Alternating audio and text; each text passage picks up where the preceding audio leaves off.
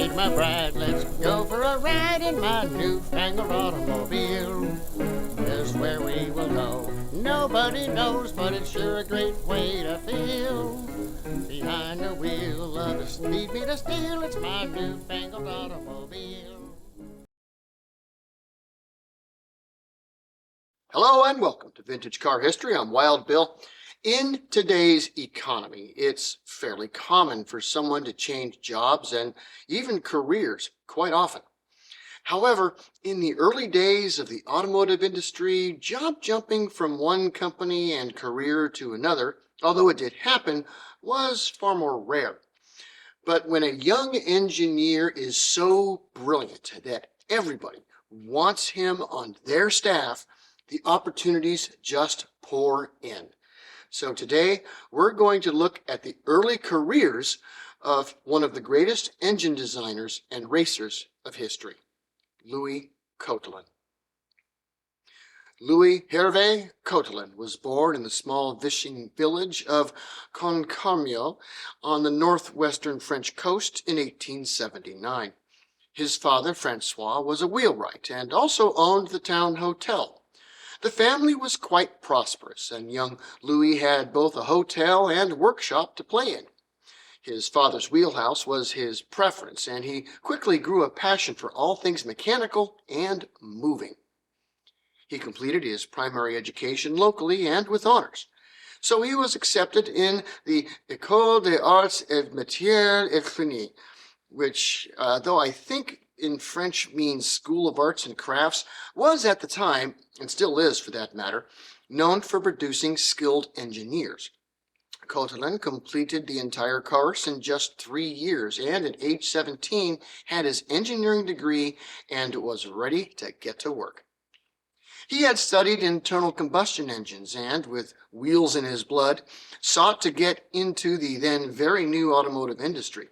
His first opportunity was with Dion Bouton, where he signed on as a draftsman and designer working with George Bouton on his new engine designs. But another company tapped his shoulder and offered him the opportunity to design his own engines, and so he left Dion and went to Clermont in 1898. This would be the job change that would eventually take him to England. Adolphe Clermont, his bio is episode 75 on this channel, was in the final stages of separating his interest in Humber at the time and wanted some new engine designs.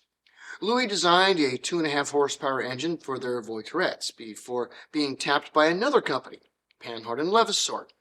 He worked for them for about a year before deciding that England held better opportunities for them.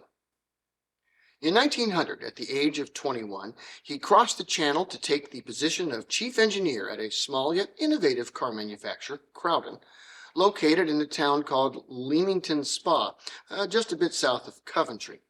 The owner, Charles Crowden, had invented a front-wheel chain drive for cycles and was trying to make it work well with cars.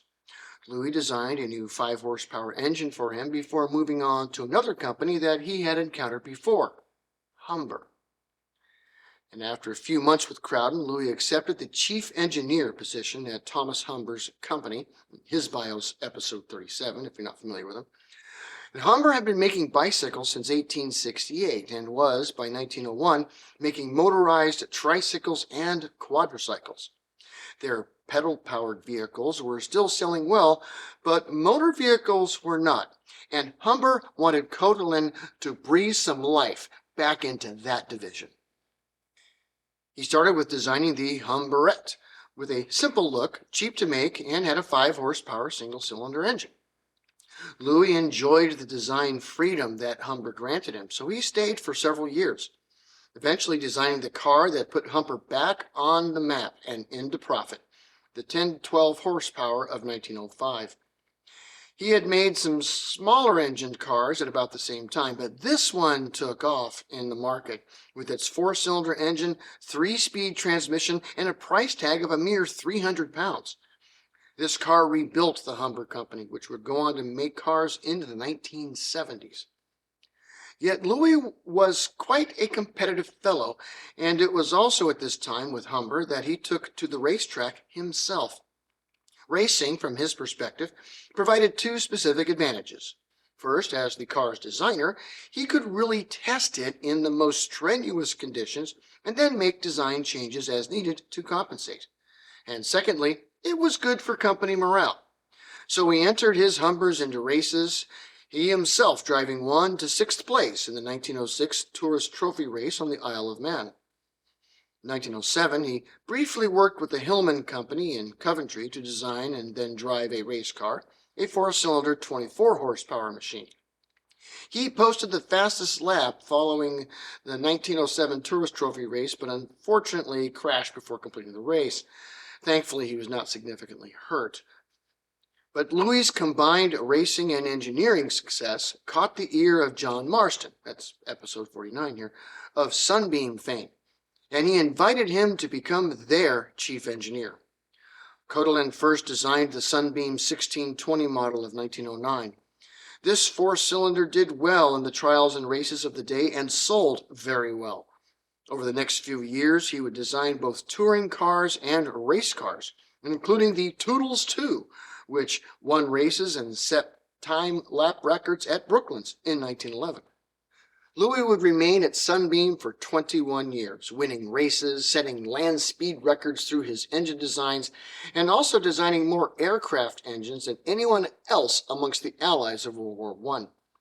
His career at Sunbeam was long and is a tale for another day.